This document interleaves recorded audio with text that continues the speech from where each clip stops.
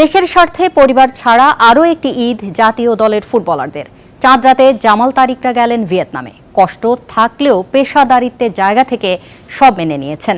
সবাইকে সিঙ্গাপুর ও ভিয়েতনামের বিপক্ষে জয় উপহার দেওয়ার লক্ষ্য তাদের।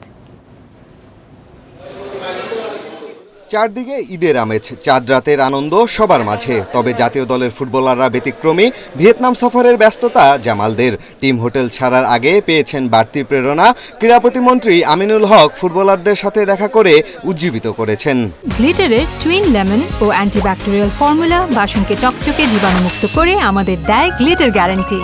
যেহেতু আমি তাদের জায়গায় বসেছিলাম বা তাদের জায়গায় একদিন খেলেছি, সেই জায়গা থেকে আমি তাদের সাথে কিছু বিষয় শেয়ার করেছি যে সবার আগে হচ্ছে আমার বাংলাদেশ, এবং সেই বাংলাদেশের হয়ে যখন আমি জার্সি গায়ে যখন মাঠে নামবো, আমি যাতে আমার বেস্ট পারফরমেন্সটি দিয়ে দেশের জন্য যাতে সম্মান বয়ে নিয়ে আসতে পারি।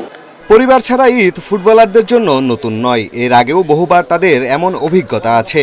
দেশের স্বার্থে তারা মানিয়ে নিয়েছেন। ভিয়েতনাম ও সিঙ্গাপুর ম্যাচ জিতে সবাইকে ঈদ উপহার দেওয়ার লক্ষ্য জামাল তারিকদের। আমরাও স্যাক্রিফাইস করতেছি দেশের জন্য। সো একটু খারাপ লাগতেছে, বাট এটা করতে হবে না। সবাইকে ঈদ মোবারক। টিমের জন্য দোয়া করেন, আর ইনশাল্লাহ আমরা সিঙ্গাপুর সাথে 3 পয়েন্ট পাবো। হ্যাঁ, অবশ্যই আমরা তপু বর্মন ভাইকে অনেক মিস করি, কিন্তু আমাদের ইয়াং ট্যালেন্ট আছে, for example junior Tapu. So we are confident that we will keep playing well as a team also. ভালো খেলতে চাই আর জিততে চাই।